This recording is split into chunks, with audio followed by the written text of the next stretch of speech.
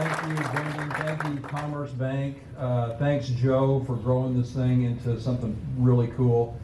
I have done a lot of these programs. I've never had so many fact checkers as I've got tonight. I've done programs here on steamboats, on Teddy Roosevelt, on drift boats, Grand Canyon, national parks. Are you getting tired of these wooden boat stories yet? I'm really looking forward to sharing the adventures of this canoe, and I hope you got a peek at it, and if not afterwards, please come up and don't stick your head too far down in it because you'll get a real whiff of varnish. But it's been quite a project, and I can't wait to tell you about it. So, Brendan, thank you for the short intro. I'm going to make it a little bit longer. I'm kind of known for fly fishing, boat building, river running. We're going to focus on that boat building piece tonight. One of my hobbies, which is more of an obsession than a hobby, is wooden boats. I just kind of, that's kind of my sweet spot, kind of what lights me up.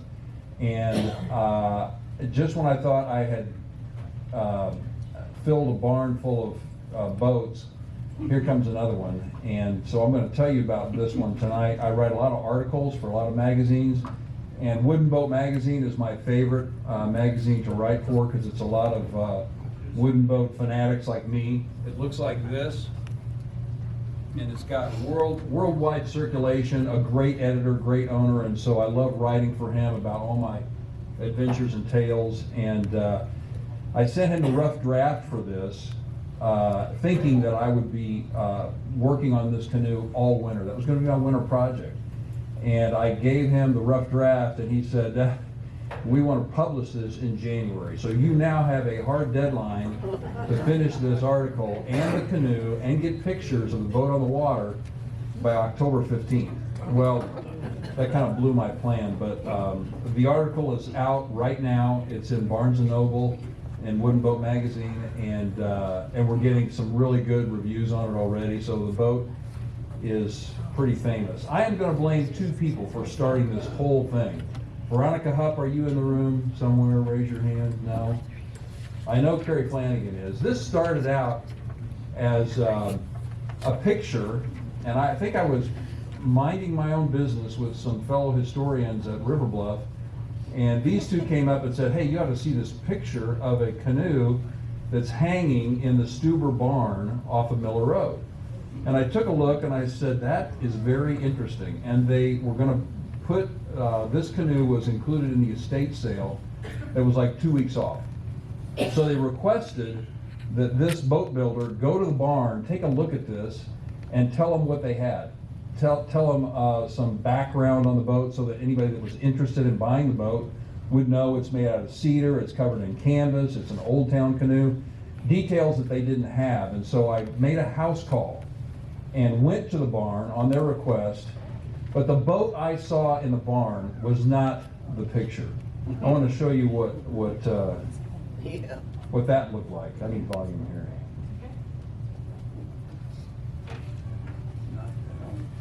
This is what I saw.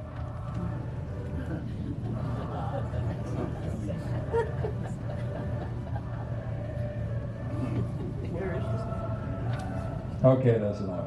I don't know where they got the choir, but when the barn door swung open, suddenly this canoe spoke to me, and the choir helped quite a bit. Now, when I was going to the barn to look at this canoe, I made a mental list of all the reasons I did not need to drag another boat home. The list was long. And suddenly when I'm driving away from the barn, I'm thinking, how am I going to justify this to my wife? So the list of why I needed another boat in the collection was even longer than the first one. But what struck me about that canoe hanging in that barn, as I looked at it, that's an old town canoe. And that style of canoe is a Great Lakes style of boat. If you know boats, and you know where Old Town is in Maine, and that is 1,600 miles away from St. Joe. So the question I had was, how did a boat that was built in Maine end up in a barn in St. Joe off of Miller Road? And it nagged me to no end. So I started this scavenger hunt and included all my favorite historians in town and a few others. for, what's the connection? How did this boat get here from Maine? I really wanted to know the answer to that question. It really looks like, if you look at it up here with the pointed, the bow that's sweeping up, as well as the stern, that is indicative of a style of boat in New England, and it was basically birch bark canoes were built like that. So you can see here's a couple of great examples, and those were really the province of Canadians, New Englanders, up in Minnesota, up in the Great Lakes area.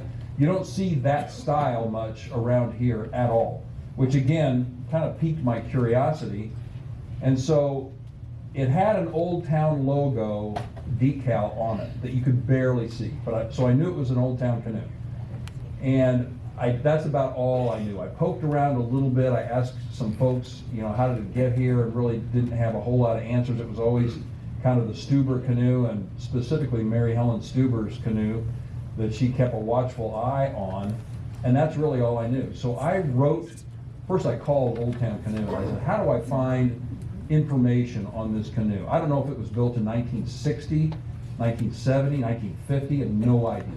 They said, give us the serial number on that boat, and for those of you who know canoes, most of them are stamped right on the stem. I'll show you later. It's on the stem on the inside. They said, if you can give me that number, we've been building canoes since 1890, and we've kept records on every single canoe. So if you can find that number, we can tell you quite a bit about that canoe. So I did find the number. It wasn't sanded off. And here's what I found. Within 24 hours, they sent me my first clue. This was the work order for this particular canoe, and it was built in 1929. 1929. Now, there were two names on this work order, Fraser L. Ford and Harry Glaze. And the CO, if you can see the CO, it was shipped care of Harry Glaze in Stone Lake, Wisconsin. So that is my first clue. But it told me everything I needed to know on this. You see the length of 16 foot. It was an AA, which means top of the line. It was mahogany trimmed.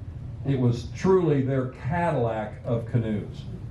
And it was finished in 1930, and it was shipped out July 21st, 1930 to Stone Lake by rail from Old Town, Maine, all the way to Stone Lake. And they also sent me this, which is the catalog page from the 1930 catalog. And bottom, you probably can't read that. Let me tell you the important part. The important part is this canoe, the top of the line version, cost $84. And that's top of the line because it is trimmed in mahogany. There's a $10 lower fee for for a boat that did not have the mahogany trim. But this truly was top of the line canoe in that day. And I learned so much about Old Town canoes, and the more I started digging in, I realized that now I've got a different timeline here, or tracking line. So my tracking line was, how did this Old Town canoe get from Old Town, Maine to Stone Lake, Wisconsin? What was that? What was that journey? So my key there was Fraser Ford and Harry Glaze. And those were names, I'm sorry, I've been gone for a long time. I didn't know that either one of those names didn't ring for me. And I grew up in St. Joe. So I reached out to the folks in Stone Lake. That was kind of my first step. I went to the Stone Lake Historical Museum, and they said, there's a person you got to talk to. Her name is Carol McDonald. She's a historian, and here's her number. So I called Carol and I said, hey, I'm this guy from St. Joe. I'm obsessing about this canoe. I'm trying to figure out the connection between Stone Lake and St. Joe. And this canoe is kind of the centerpiece for that. And I don't know these names. Do they, in your history studies, do you know Fraser Ford? Is he a local? Is the Ford family part of Stone Lake? Do you know Harry Glaze? And she says, well, I wrote this book. And she said, you're from St. Joe? And I said, yeah. I said, have you heard of it? She goes, oh my, yes. She goes, I'm going to send you this book. Because on page 47, you're going to find the connection you're looking for between Stone Lake, Wisconsin, and St. Joe. And I thought, no way. I like hit the jackpot with the first phone call. So I get this book. She sends it to me, refuses to charge me. She was just a delightful woman. So I open this thing up. You can see I've read it so many times it's loose. This is page 47 has information on the Wismo Club. Anybody heard of the Wismo Club? I kind of had, because Bob Fitzpatrick, where are you? Raise your hand. Bob talked to me about the Wismo Club, and I must not have been paying much attention because this was all like a revelation. This was quite something. It had a lot of information in it about the Wismo Club, which is the connection to St. Joe that I was looking for. And so what I learned about the Wismo Club is, have you heard of this background on this? It's so cool for me. So in 1905-06, a doctor from St. Joe went to the Stone Lake area and fell in love with a particular point out on a particular lake, and there was a lodge for sale, and he made a deposit on this lodge with enough room, I think it was like 5 to 8 acres, enough room for other family cabins to be built around this lodge. And this doctor came back to St. Joe and talked to all of his best buddies, and they banded together and formed the Wismo Club. The Wismo name comes from abbreviation of Wisconsin and Missouri, W-I-S-M-O. Clever. They could have used a marketing guy, don't you think? It worked. I mean, it totally worked. So that's what I learned about the Wismo Club. That still didn't answer my question about Fraser Ford or Harry Glaze. So I started looking through that information, and I was on a scavenger hunt to find the root of the ownership of the Canoe. And my buddy, so I circulated amongst my, again, my history buff buddies, and I said, what more can you tell me about the Wismo Club? So Bob Fitzpatrick sends me this, another fantastic clue. Robert Brown wrote this, it says some Wismo history. It's not some, it's everything. Everything you want to know about the Wismo Club, including the minutes from every annual meeting, were in this thing. It's like 68 pages or something crazy. I read it 10 times. For me, it was like, it was just a cool piece of St. Joe history, because all the names, a lot of names that you would recognize were members or guests of the Wismo Club, and they're all entered in the minutes from the annual meetings, which I found fascinating. Does anybody know what the doctor's name? Anybody know the doctor's name? Cronkite. Cronkite was the doctor that went up there fishing in 1905, 1906 and found a fisherman/family paradise. It was Walter's grandfather that found the place and pushed the buttons and rounded up the posse to make this thing a reality. And here's from the very first, so he purchased in 1907, he made the purchase, put down the down payment, and here are the first families from 1909. Now most of these families are from St. Joe. There's a few from Chicago and a couple other areas, and some of them came and went, but this is pretty much the nucleus for what kicked this thing off. Anybody recognize any of those names at all? Bartlett's, yep.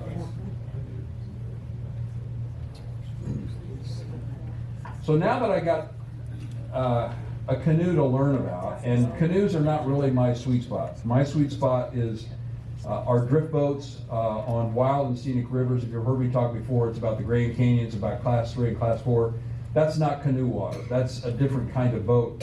And so canoe model boat was very new for me. I had a lot to learn, and I dug in like crazy, and I learned some really interesting things. One of them was there was a golden age for canoes, and that golden age of canoes was before motor cars.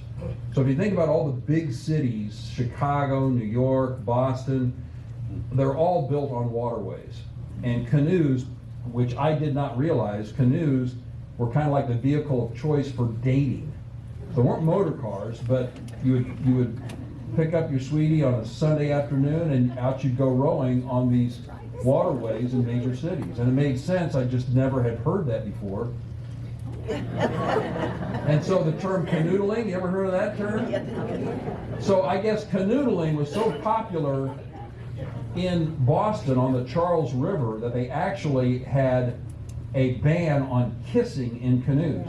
And they had marshals that patrolled the river in canoes to give you a ticket if you were kissing on the Charles River in Boston.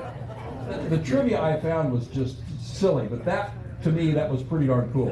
And I've got a video of the Charles River from 1904, and it's a colorized version. I'm going to need just a little, well, no, you know what, we don't need sound on this one. This I thought was pretty interesting. This 1904 footage of canoes on the Charles River.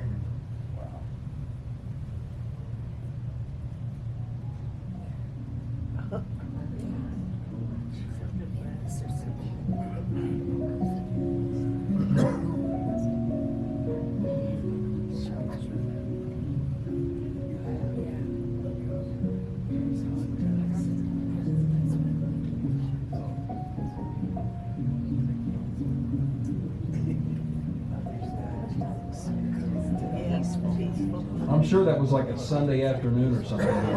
I found that very, very interesting because that phenomenon was going on before motor cars in all the major cities. That was a vehicle of choice for dating. Kind of cool. So, meanwhile, back to the Wismo Club and clubs like that. Now, there was a strategy for those kinds of clubs, gatherings. Mackinac Island, have been to Mackinac Island? And we've been to the Hamptons, been to Lake Geneva. Yeah. There is a thread that runs through there, and it has to do with during the summertime when it gets really, really hot. Those major cities, before motor cars, were filled with horses. Yeah. And what I learned in all this research is in 1900, in the city of Chicago, there were 83,000 horses before motor cars, pulling carriages, pulling wagons, and each horse creates 40 pounds roughly of manure per day per horse. That amounts to 3.3 million pounds per day of manure that somebody had to get rid of. So in the summertime, in July and August, in Chicago, in New York, in Boston, in those busy cities, it was pretty foul. And so a lot of the families that could afford it went to places to summer. And part of the strategy was get out of the city, get out of the smog and the smell, and you know, you throw our stockyards in there as well, and that's pretty good motivation for Dr. Cronkite to find someplace north that was cool. New York had 150,000 horses, and they created 40 pounds of manure per horse per day. That's 6 million pounds per day of manure that had to go somewhere.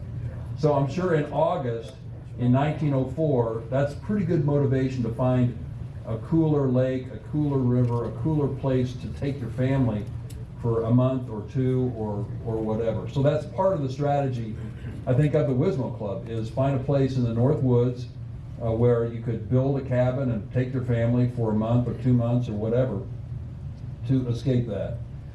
Now here is, I give you another list because I went through every annual meeting notes from the Wismo Club, and here are some of the other families that you might recognize. And I took this all the way up to 1930, and I found the name I was looking for. So Fraser Ford joined the Wismo Club in 1928, according to the minutes. And that was the name I was looking for. I also found in that work, thanks to Bob Fitzpatrick, the name Harry Glaze. And I did know the Glaze family had a construction company for 30 years. And so that's the Harry Glaze that was taking care of the Wismo Club, and that's why it was sent care of Harry Glaze, because he was the guy in charge of opening and closing the lodge during the 1920s and 30s. So I'm filling in pieces of the puzzle as we go here, but you'll see some names there: the Seaman, Studebaker, Bradleys. It's kind of cool. It's kind of a walk through time. Anyway, you recognize the names and you get the gist.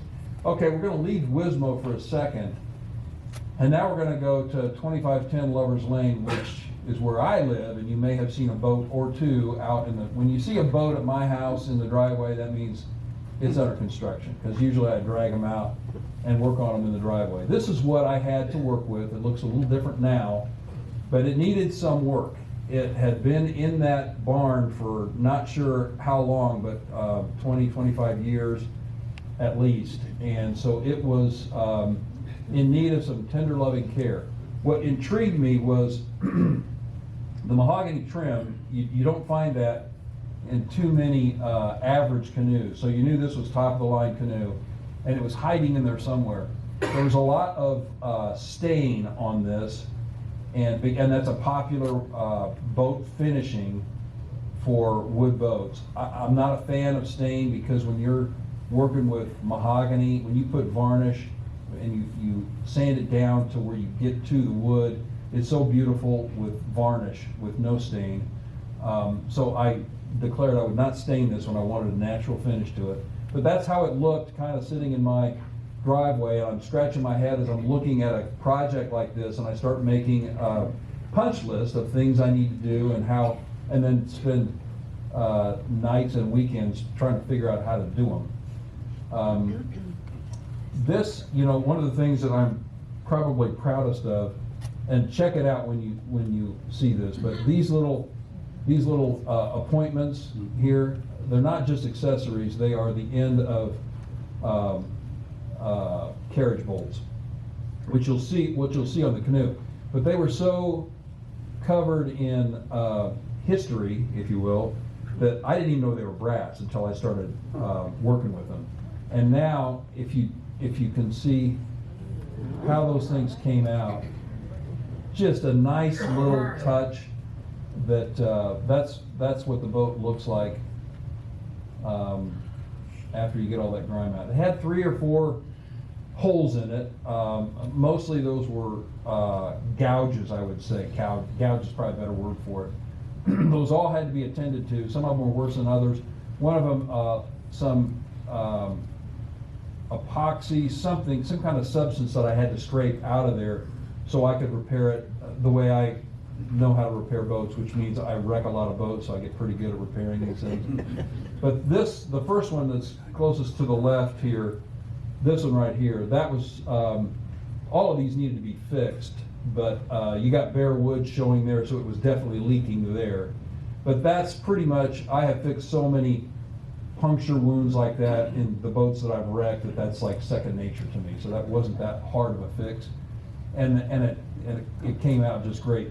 It's all covered in green paint now. That's what I looked at for the logo.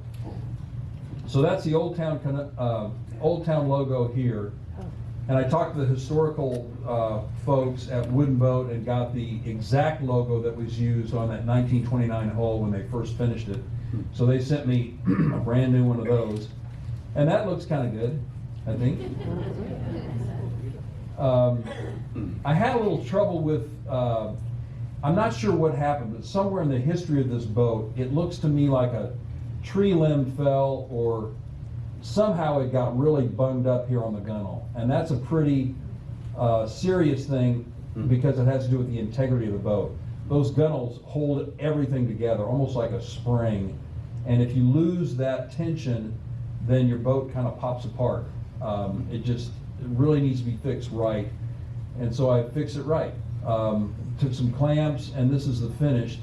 You can check it out, I'll show it to you up here. But that came out pretty good.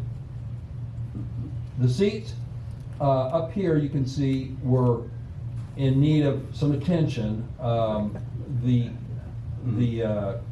cane weaving had been replaced by leather strips.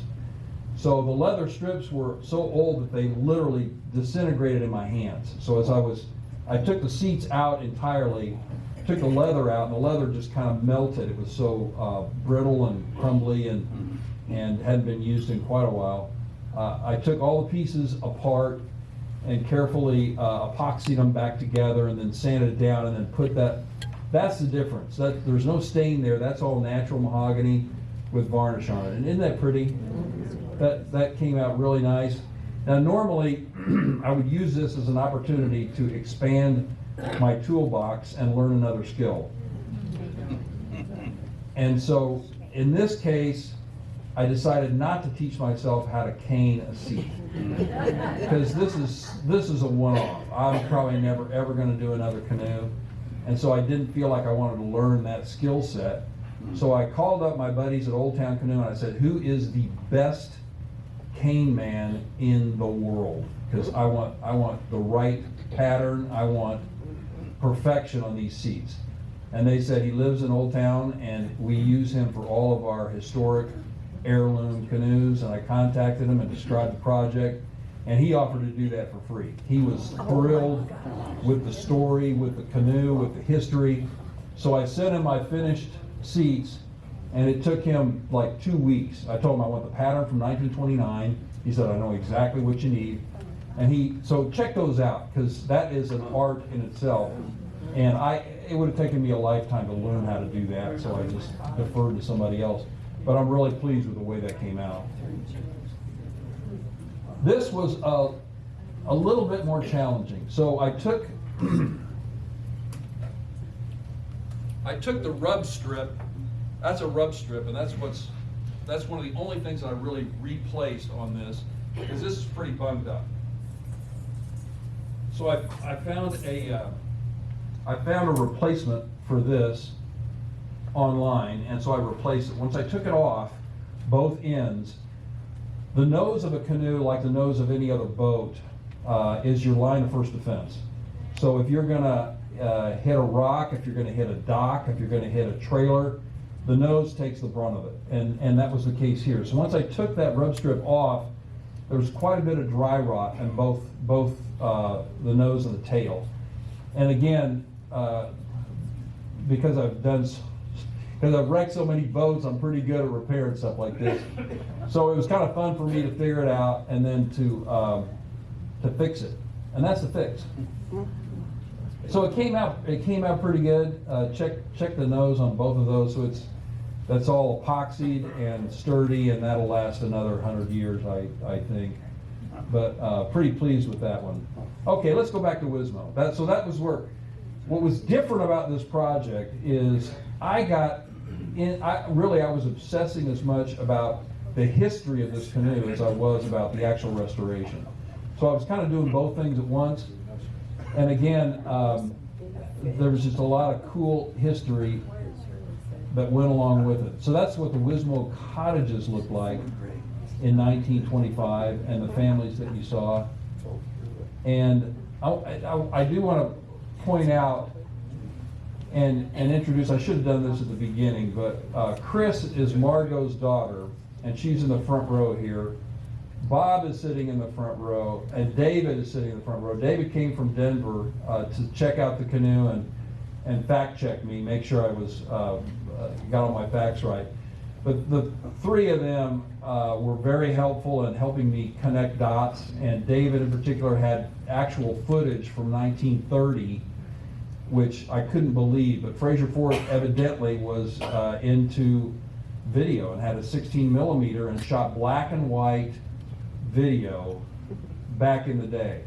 And so David sent me a CD, and I went to some creative guys who knew how to make that digitally available. So we digitized the thing, increased the quality a little bit, and I was able to make a couple of little videos, which, Cindy, I'm gonna need a little volume on this one. So what you're gonna see is some black and white footage from the Wismo Club, and it is probably 1930. You're gonna see Margot Ford when she was about 13 years old rowing this canoe. That's my father. That's your father? Is that who is Jake? That's Jake Ford. Yeah, that's Jake. With a big fish.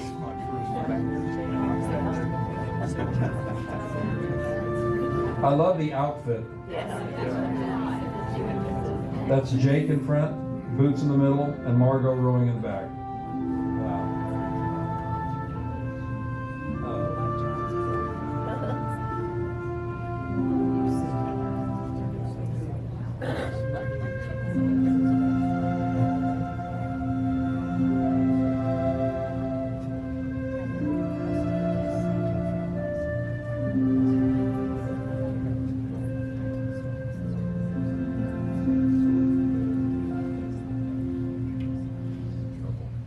That's trouble. That's trouble. So that canoe was part of the kids' lives as they were growing up. And the more I researched and read, and Rob, thank you for connecting the dots, connecting me to Margot's daughter, Chris, and to David. Really filled in a lot of those missing puzzle pieces. And what I learned is that it was kind of considered Margot's canoe because it was her passport to adventure. And so I don't know, anybody know of Margot at all? Man, I'll tell you, she was something else. The more I read about her, the more I wanted to read about her. So that's Margot and Boots and Jake, and that's on Wismo. And hey, Bob Fitzpatrick, I'll pronounce this, and you can say it better if I screw it up, but La Coudray? Yeah, okay, it wasn't that hard. That's the lake. Here's the Ford family, and I'm guessing this is like 1940 maybe. I was just guessing by maybe Margot's age is 20-ish. Does that sound about right? Late 30s, World War II? Pre-World War II, okay. And so what I learned about Margot was she was something else. She was not only an adventurer in a canoe, but she got her pilot's license at a young age and actually became one of the few, there were only 800 women pilots that served in World War II. And not only did she serve, get this, these 800 ladies were part of a group called the WASP unit, and their job was to take the planes that had not been flown yet but were finished from the factory and fly them to the bases for the male pilots to fly. And so they flew them there, and not only did they fly them without damaging a plane, but they trained the guys how to fly those planes. Amazing to me. And Suzanne, I know you know a lot of the history about that, but wasn't that an amazing, did I get that right? They didn't destroy one plane, did they? Not a single one. Wow. So she served in World War II and was part of this corps that I found fascinating, and it all goes to the spirit that is in that canoe. And to see her as a 13-year-old rowing it was like pretty cool. There was another pretty cool, adventurous female that grew up in Atchison.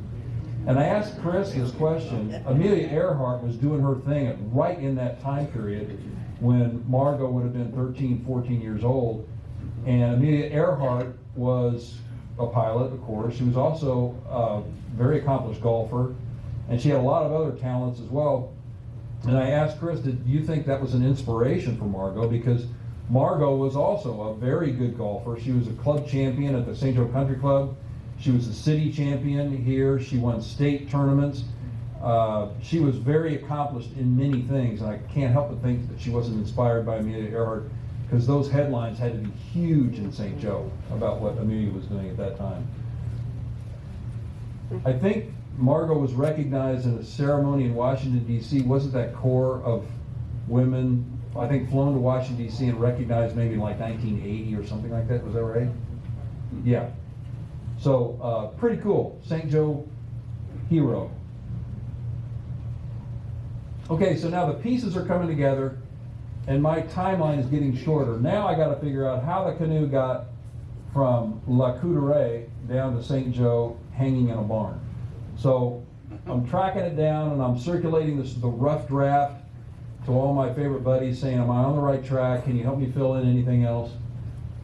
And oops. And Suzanne Lear put the last piece of the puzzle in for me, because she was very good friends with Mary Helen Stuber. And Mary Helen Stuber was very good friends with Margot. And so the connection was that Margot gifted the canoe to Mary Helen Stuber to take care of and to put in a safe, dry place, which was hanging in the barn.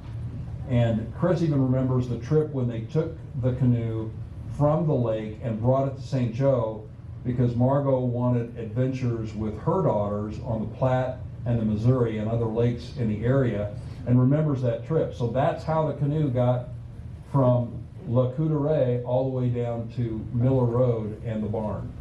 So I was thankful for that last piece of the puzzle, because that's how it got there, and that's where I found it. In that hallelujah moment when I'm saying that boat found me. I really didn't find that one. And so back to the magazine article. I was planning on spending my entire winter slowly, carefully restoring the canoe. And then my editor moved that timeline up a lot because he wanted pictures, wanted to run it in the January issue. And so I had to hurry up and finish it. And I did. We got photos. Laura Landis is a local photographer who does really good work. And so this was the maiden voyage. This is the first time it touched water in 20, 25 years, I suppose. And that's on the Platte River, right below Rochester Falls, on a really nice autumn evening. And Laura took these shots. And these were taken, we took these for the magazine. Love that. You can see the water beating up on the varnish. That means I put 15 coats, which was enough to I get a little carried away with varnish. Now I love this shot because I love that curve in these particular boats. I know what it takes to make white oak take that bend, and it's a lot of work, and it is a craftsman who did that. That's not laminated. That's white oak that's been steamed and carefully bent till you reach almost the tension where it breaks, but it doesn't. And that's what those ends are. And they were covered in green paint, and I took that green paint off because I wanted the oak to come through, because it just makes that curve stand out just a little bit more. But admire that when you see that, because that was some crafty work, not by me, but whoever bent that oak really knew what they're doing. And there's the Old Town logo. And so I've got one more. I'm going to take us back to Wismo to wrap this up. But in the article, I talk about, in my last paragraph, the soul of the boat. And I'm biased because I'm really into wooden boats. Wooden boats are unique, they're special. Every one of them is different, which is different than a cold molded plastic boat, which is pretty popular. It's a great way to mass produce them. But if you've got a wooden boat, you know there's a craftsman behind it that put a lot of time, a lot of skill into that boat. And it's like, and maybe we do this just to rationalize that we geek out on wood boats and take a lot of time with them, but it's almost like they have their own personality. We call it the soul of the boat. So if you wreck a boat, the soul stays with the boat. You repair the boat, and the soul is really forged by the builder, but it's tempered by the rower, if that makes sense. That's kind of, again, it's my geeky world that all the people who read these magazines kind of get that, and we talk about that sometimes, is the boats have a personality all its own. And so as I was restoring this boat, what I appreciated was finding out about Margot and the Ford family and Wismo, all of that baked into the soul of this boat. And that's what makes it so special, I think, to me and to St. Joe. I'm gonna need some volume on this one, Cindy. I'm gonna wrap it up with this. This is about 5 minutes, and I took the footage, the digitized footage, and I put it to one of my favorite movies, which is A River Runs Through It. It's got great music to it, but the two of them work together pretty well, I think.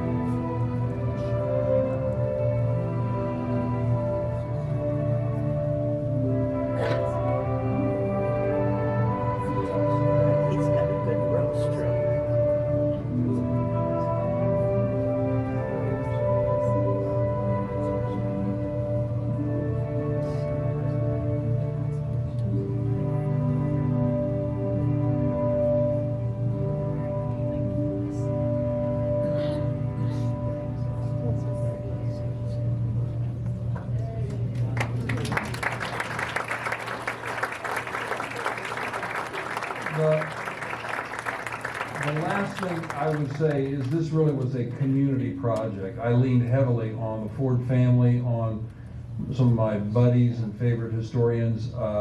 Zach Workman, are you here? I finished this canoe.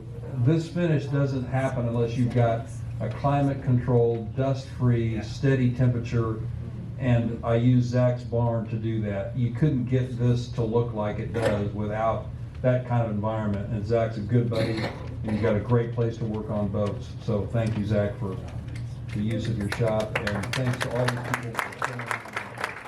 That's it. Thank you so much.